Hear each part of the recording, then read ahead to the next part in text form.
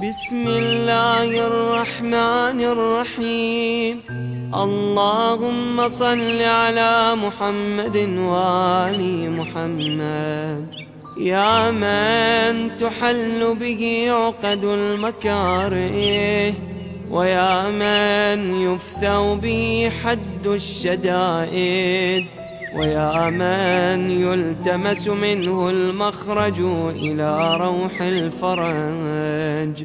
ذلت لقدرتك الصعاب، وتسببت بلطفك الأسباب، وجرى بقدرتك القضاء، ومضت على إرادتك الأشياء، فهي بمشيتك دون قولك مؤتمرا، وبإرادتك دون نهيك منزجرا. أنت المدعو للمهمات، وأنت المفزع في الملمات، لا يندفع منها إلا ما دفعت، ولا ينكشف منها إلا ما كشفت. وقد نزل بي يا رب ما قد تكأدني ثقله،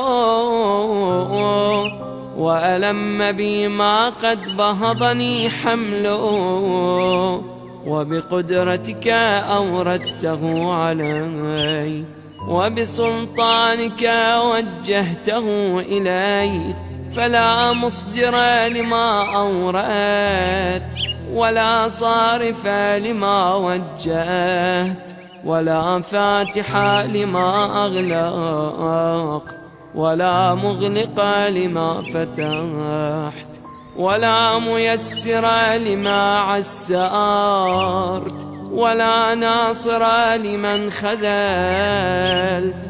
فصل على محمد وآله، وافتح لي يا رب باب الفرج بطولك، واكسر عني سلطان الهم بحولك، وأنلني حسن النظر فيما شكوت، وأذقني حلاوة الصنع فيما سألت، وهب لي من لدنك رحمة وفرجا هنيئا، واجعل لي من عندك مخرجا وحيا، ولا تشغلني بالاهتمام عن تعاهد فروضك واستعمال سنتك، فقد ضقت لما نزل بي يا رب ذرعا،